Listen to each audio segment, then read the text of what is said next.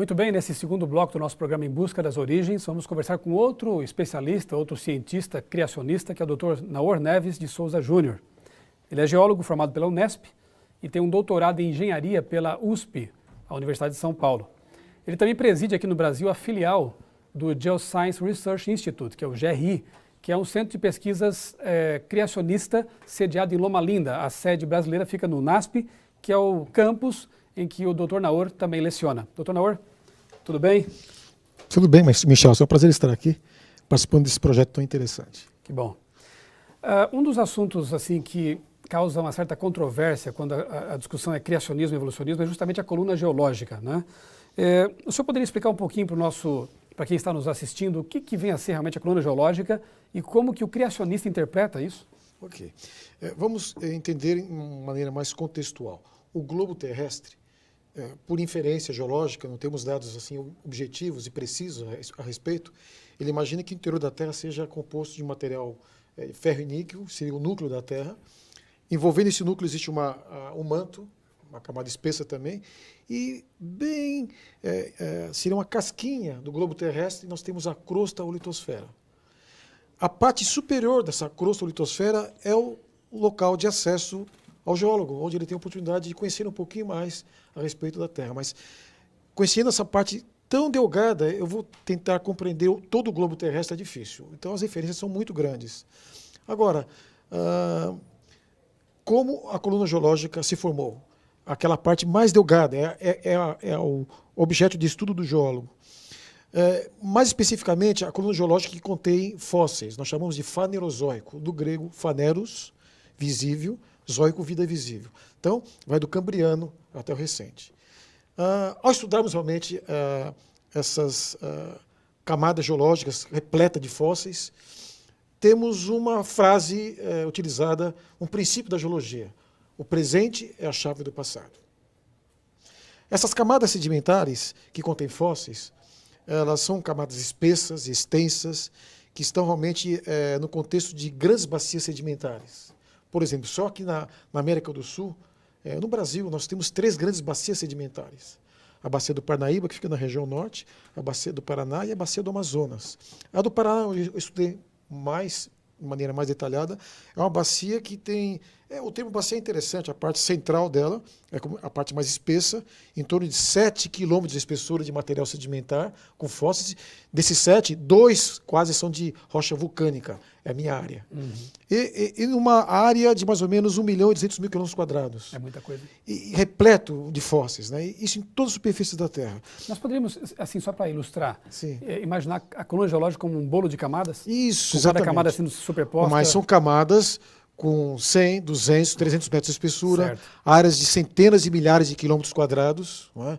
Algo que não está se formando hoje em nenhum lugar, esse tipo de... Esse processo não existe hoje. Eu não consigo enxergar isso hoje. Então, alguma coisa diferente ocorreu no passado. Muito bem. Boa parte dessas camadas sedimentares tem um contato plano paralelo, mostrando realmente que não houve exposição prolongada entre uma camada e outra. Então, a superposição foi rápida. Muito rápida. Bom, aí já estou entrando na interpretação. Vamos imaginar que, em princípio, tem essa disposição. Agora, o presente é a chave do passado. Eu posso explicar isso de 2 maneiras. Uma das maneiras é imaginar que esse presente que eu estou tentando comparar com o passado é o presente de calmaria geológica. Imaginar um rio depositando seus sedimentos no mar, lentamente e tal. Mas nesse processo eu não vejo a formação de fósseis. Muito bem, então o evolucionismo aceita esse modelo. É o tal do uniformismo geológico. As coisas ocorreram no passado de maneira lenta, com algumas catástrofes esporádicas. Mas boa parte do tempo se desenvolveu de maneira lenta, muito lenta. E o fóssil não se formaria por quê? Porque ele apodreceria antes Exatamente, de ser fossilizado? ele tem que ser rapidamente soterrado. Então fica algo estranho, é uma contradição, né? O fóssil está lá. Seria devorado ou apodreceria. Né? Exatamente. E esses fósseis são utilizados pelo evolucionismo para explicar a evolução gradual dos seres. Mas será que esse gradualismo biológico está representado no registro fóssil? Muito bem, o evolucionismo procura realmente aceitar isso. O modelo criacionista aceita os fatos, existe uma coluna geológica, existem fósseis. Não é? O presente pode ser a chave do passado? Pode, mas que presente? Catástrofes. Quando eu olho para catástrofes, na minha área específica, em vulcanologia, você consegue enxergar um pouquinho melhor o que pode ter ocorrido no passado. Então, só que as catástrofes de hoje são pontuais. Então, essas camadas sedimentares representam realmente eventos catastróficos contínuos. Aí sim, a rápida superposição e soterramento de seres. Não é? E os fósseis estão em toda parte. Inclusive fósseis de animais gigantescos. Né? Exatamente. E essa visão catastrofista da geologia, ou da coluna geológica, ela parece ser compatível com a narrativa bíblica do dilúvio. Interessante isso, né? E chegamos a essa conclusão não partindo da Bíblia, mas da geologia, né? Exatamente. Bom, falando em geologia, existe mais algum argumento, ou baseado em suas pesquisas mesmo, né, que favorece de alguma forma o criacionismo, a visão criacionista? Eu tive o privilégio de, durante 20 anos, desenvolver minha carreira universitária em 2 universidades, a Unesp e a USP, não é? Como professor e como aluno também, não é? E pesquisador. Desses 20 anos, 12 eu dediquei a um tipo específico de rocha, que é muito comum no Brasil e no mundo inteiro, basaltos, uma rocha de origem vulcânica. E essa rocha contou uma história para mim diferente daquela que eu vi no meio acadêmico, onde eu recebi a minha formação em geologia. É uma rocha de origem vulcânica e são derrames sucessivos. Não é? Esse tipo de derrame, em grande quantidade, a geologia usa um termo, em inglês, Large Igneous Provinces, ou grandes províncias ígneas. Uhum. Você tem isso em várias partes do mundo. A ilustração que eu preparei, quem sabe a primeira, para você imaginar o que seria realmente essas grandes províncias ígneas, se realmente for possível colocar isso exatamente. Percebo que essas manchas vermelhas, elas são essas províncias ígneas. Elas ocorrem tanto nas áreas continentais como nas áreas oceânicas. O vermelhinho que está aqui na América do Sul, embaixo, próximo à costa, é a formação que eu estudei. 12 anos, os basaltos da formação Serra Geral. O termo Serra Geral até... Pesquisa de campo, né? Exatamente. Durante 12 anos. E a conclusão que eu cheguei é que esse vermelhinho aí embaixo, ele se formou de uma maneira muito rápida. A geologia convencional, aquela que eu aprendi na universidade, me disse, esse tipo de derrames de lava, ocorre de maneira lenta. Mas quando eu olho para os derrames, eu estudei isso, os contatos deles, entre um e outro, não mostram a exposição. São derrames que se extravasaram de maneira contínua e rápida, extremamente rápida. E as pesquisas minhas me apontaram que o tempo de formação desse pacote demorou semanas. A geologia me diz 5 a 10 milhões de anos, a geologia convencional, tradicional. Não catastrofista. Então, existe um problema. O que o campo me mostrou, as pesquisas de laboratório me mostraram, mostram um tempo rápido. E a datação radiométrica, 5 a 10 milhões de anos. Alguma coisa está errada com a datação radiométrica. Até que ponto a idade radiométrica reflete uma idade real? Alguns cientistas fizeram algumas pesquisas e comparando realmente a datação radiométrica, potássio e argônio, que é os elementos somente contidos em rochas vulcânicas, no caso os basaltos, de eventos que ocorreram historicamente. Lá, por exemplo, no Havaí, um vulcão entrou em erupção em 1700 e pouco, destruiu uma aldeia. Se sabe que o derrame que destruiu está lá, está solidificado já, escuro. O geólogo vai lá, tira uma amostra não contaminada do núcleo do derrame, que não teve acesso à superfície, leva para o laboratório. A idade real dessa rocha, desse derrame, deveria ser mais ou menos em torno de 200 anos. Mas a idade dá 1 bilhão de anos, 500 milhões de anos. Então, alguma coisa está errada com a datação. Parece que a idade real não bate com a idade radiométrica. Não é? Quem sabe a idade radiométrica, na realidade, não deve ser traduzida temporalmente. É uma relação de elementos pai, elementos filho. Urânio, chumbo, potássio, argônio. Não necessariamente uma conotação temporal. Existe alguma semelhança, claro, em relação ao decaimento radiativo? Método urânio, chumbo, potássio, argônio, ou mesmo carbono 14, né? E eu me lembro que eu li uma vez uma pesquisa sobre árvores nas proximidades de um aeroporto, não me lembro que localidade, mas o fato é que elas haviam sido plantadas fazia algumas décadas, e depois foram examiná-las pelo método carbono 14 e perceberam que elas eram antiquíssimas. O que se percebeu era a contaminação por causa do escapamento dos aviões, emissão de monóxido de carbono, não é? Então quer dizer que esses métodos, porque não levam em conta tanto assim, né, a quantidade de elemento carbono inicial na amostra, ou mesmo as taxas de decaimento que podem ser mais rápidas ou mais lentas, né, acabam não sendo tão confiáveis, né? Sim, e carbono 14 é utilizado mais no campo da arqueologia. A geologia lida com outros elementos de meia vida mais alta. Mas todos com decaimento. Né? Exatamente, mas os problemas existem realmente. Então, alguma coisa errada está com a datação. A minha pesquisa em geologia mostrou realmente uma cronologia bem diferente. Uhum. Bem, claro que nós não temos tempo aqui para falar de forma assim, mais extensa sobre datação radiométrica, nem tampouco sobre que eventos teriam desencadeado todo esse derrame de lava, né, de material ígneo na Terra, né? Mas o seu site, ele traz alguns artigos interessantes sobre isso, né? Evidências online.org. Evidênciasonline.org. Ali você pode encontrar artigos, né, do Dr. Naor, que tratam de modo mais detalhado desses temas que nós tratamos aqui apenas de modo assim um pouco mais rápido, né? O senhor mencionou aqui o dilúvio, né? Existe alguma evidência geológica ou mais evidências geológicas que corroboram esse evento que para muitos é tido como um mito? E se há, de que forma o dilúvio, entendido como uma catástrofe hídrica global, universal, ajudaria a explicar alguns fenômenos que nós observamos hoje na natureza?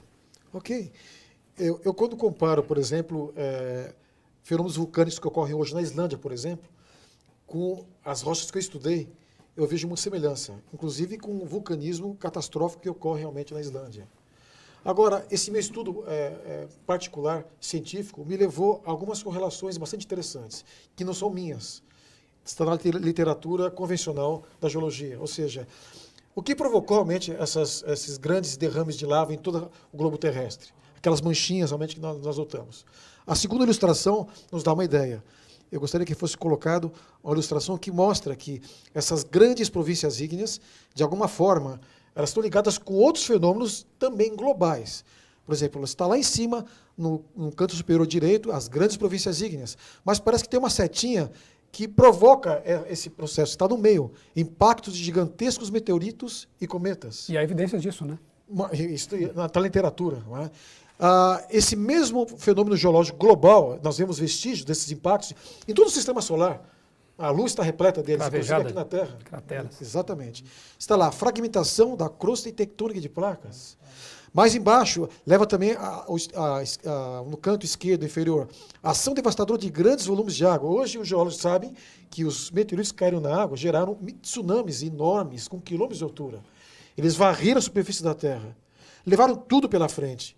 Animais, plantas, rochas, e todo esse material foi em seguida depositado. Você acha que esse processo de remoção, transporte, deposição demorou milhões de anos? Será que a água, o transporte de águas catastróficas teria uma lentidão tão grande? Não precisa. Não funciona assim. Voltando àquela figurinha, o resultado disso, o canto extremo inferior, mortandade em massa e rápido soterramento.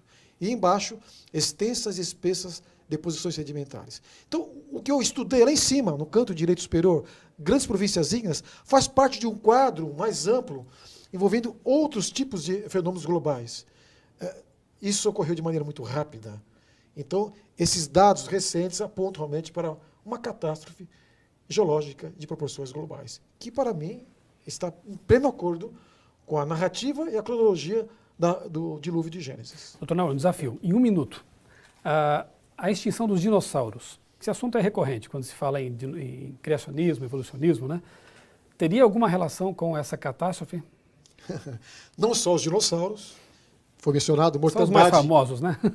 Em massa, dinossauros. Eu tenho aqui do meu lado, eu trouxe, seria bom que você olhasse os detalhes desse fóssil que aqui está. Né? A preservação é impressionante. A Chapada do Araripe, o sul do Ceará, nós temos os afloramentos dos fósseis de peixes mais interessantes do mundo.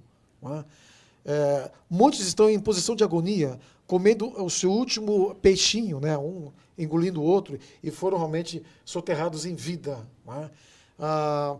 Cientistas consideram que entre o início, a morte desses animais e o início de fossilização, em torno de 2 horas. Essas camadas sedimentares lá são realmente mais finas e preservam, mas se verificar isso no mundo inteiro.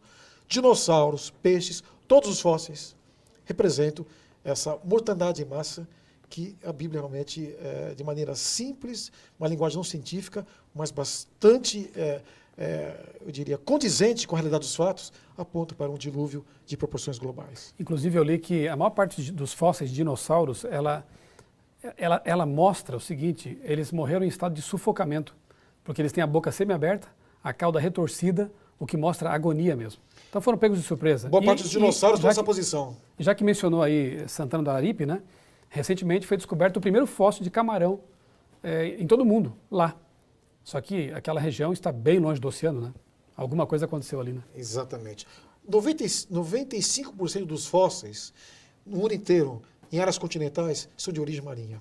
Isso diz alguma coisa. Os mares invadiram todas as áreas continentais e boa parte das camadas sedimentares realmente refletem isso. E os fósseis estão para nos dizer que esses eventos ocorreram de maneira rápida e sucessiva. Então, diferente do que diz aquela música, o sertão vai virar mar, não, ele já foi mar um dia. Já foi. Já foi invadido pelo mar. Já né? foi. Muito bem. A última pergunta. Por que você, um cientista criacionista, por que você, um cientista, um pesquisador da área de geologia, é criacionista? Continua sendo criacionista? Bem, é uma história de vida. Uma história de vida que me permitiu, um privilégio realmente, durante esse tempo de vida que eu tenho, ter essas convicções. Em primeiro lugar, eu nasci no lar cristão, com fortes influências positivas, meus pais fantásticos, infelizmente já descansam. Isso fez a base. Não é? Depois eu fui desafiado na universidade a compreender outro modelo. Durante 20 anos eu fiquei envolvido em 2 universidades públicas, ouvindo outro modelo. Uhum.